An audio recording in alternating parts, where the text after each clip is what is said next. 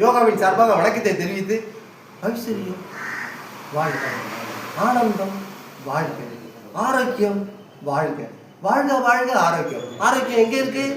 ஒவ்வொரு உடலில் உள்ள பதிங்க இருக்குங்க. அது எப்படி எழுப்புறது? யோகாவினால எழுப்ப முடியுங்க. அதுதாங்க விஷயம். இதுல எதுவும் சின்ன சாதாரண மேற்று.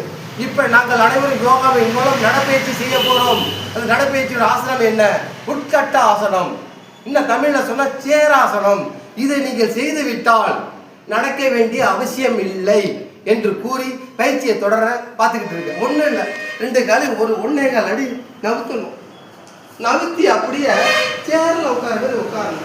ஒரு 10 கையை இப்படியே வச்சுக்கலாம், இப்படியே வச்சுக்கலாம். உங்க பிரியம் திருப்பி பாருங்க நண்பா. பார்வை நேரம் இருக்கட்டும், முதல்ல ஒட்டி இருக்கட்டும்.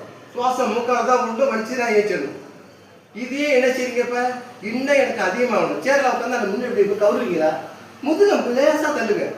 தள்ளி கையை மேல தூக்குங்க. 1 2 3 4 5 6 7 8 9 10. மறுபடியும் கையை கொண்டு வாங்க.